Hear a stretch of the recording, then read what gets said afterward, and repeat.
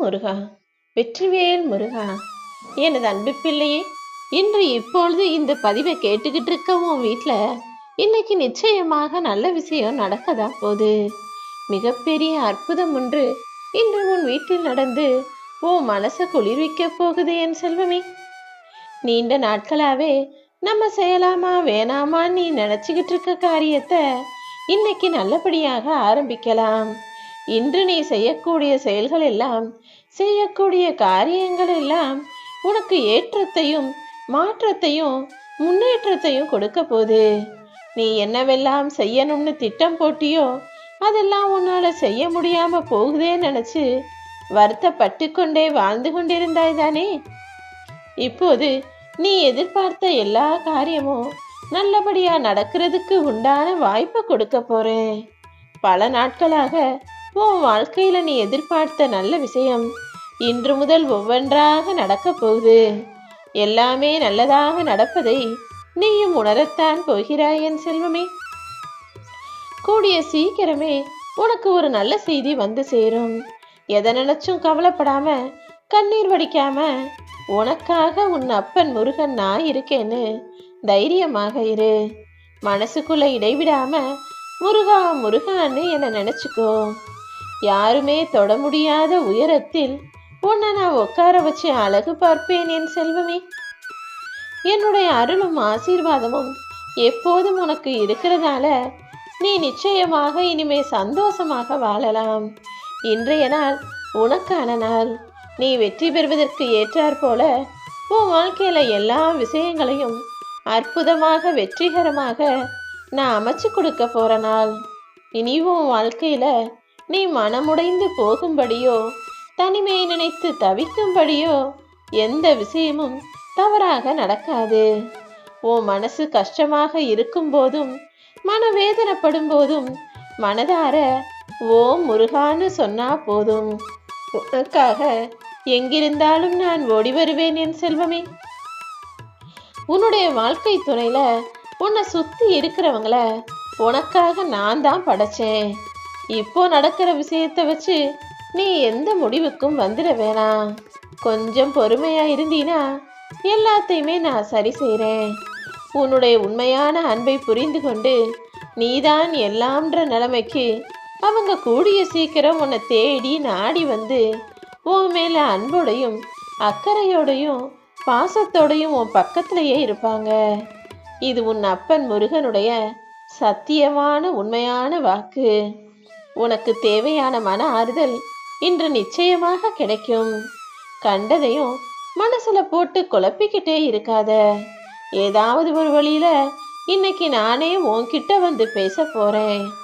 உன் மனசுதான் உனக்கு எல்லா வகையிலும் பிரச்சனையை கொடுக்கக்கூடியதாக இருக்குங்கிறத முதலில் புரிந்து கொள் என் செல்வமே.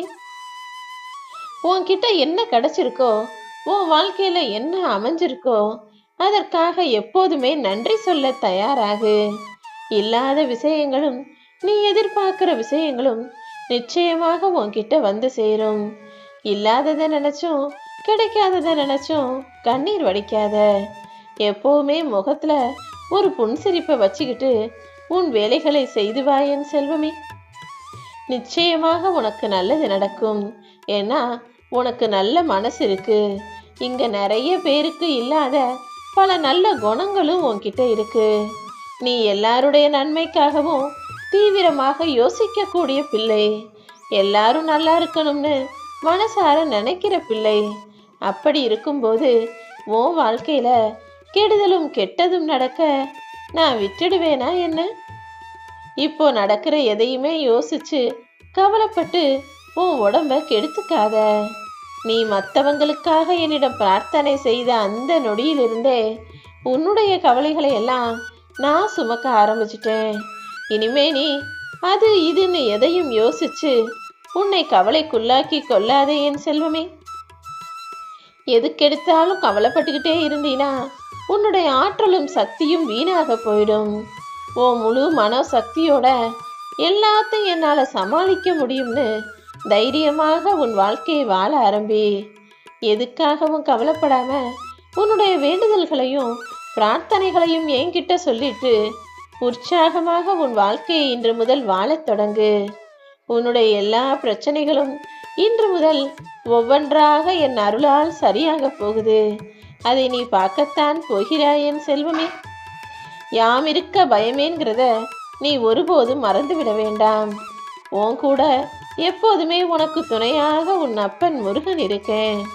உன்கிட்ட நெருக்கமா இருக்கவங்ககிட்டையும் உனக்கு துணையாக உன் பக்கத்திலேயே இருப்பவர்களிடமும் உன் கவலைகளை பற்றி நீ சொல்லும்போது அவங்க மனசுல உன்னை பற்றிய ஒரு தப்பான எண்ணம் தான் தீவிரமாக உருவாகுது. நீ என்னவோ யதார்த்தமா உன் மனசுல எதையும் மூடி மறைச்சிக்காம அப்படியே அதை அடுத்தவங்க கிட்ட சொல்ற.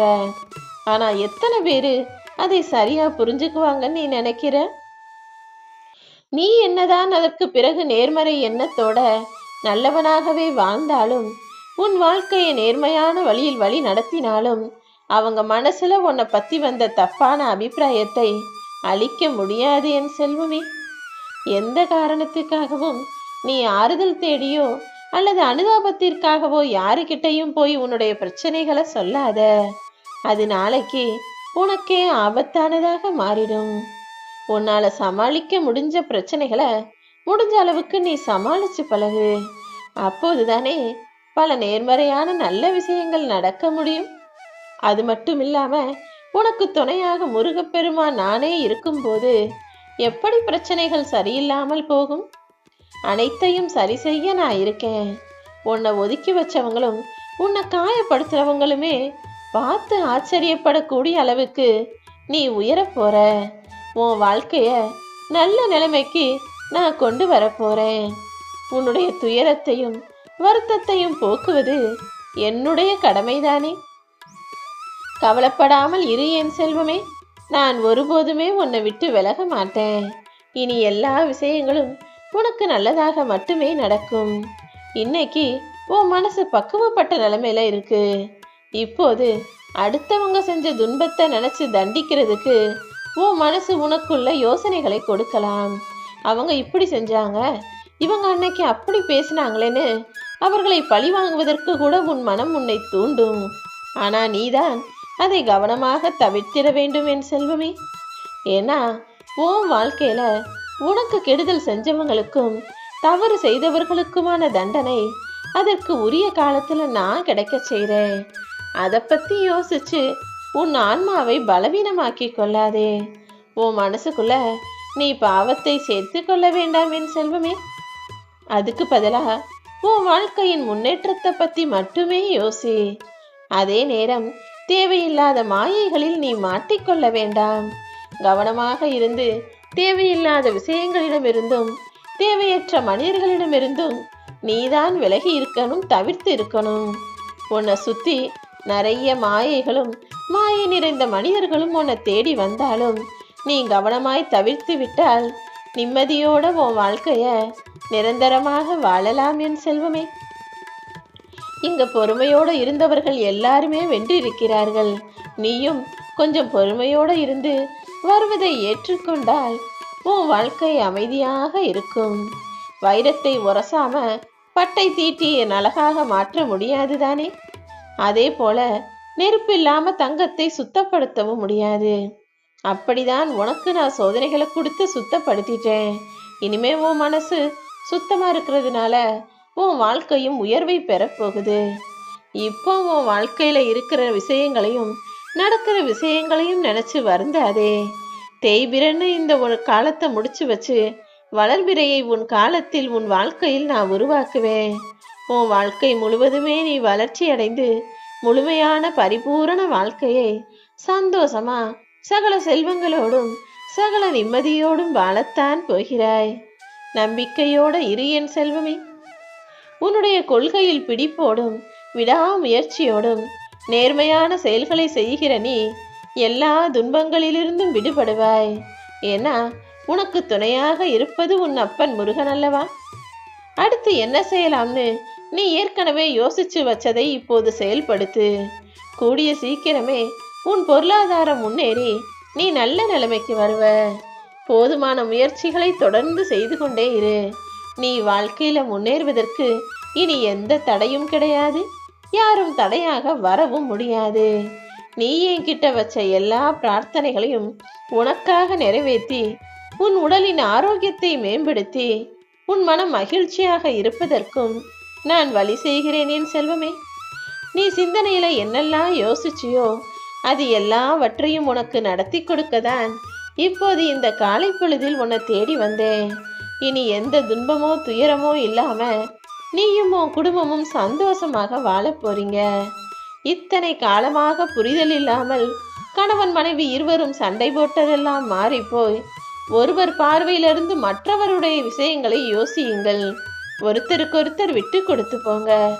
எல்லாமே சரியாகி உங்க வாழ்க்கை சந்தோஷமாக மகிழ்ச்சிகரமாக மாறப்போகுது. ஓம் முருகா போற்றி.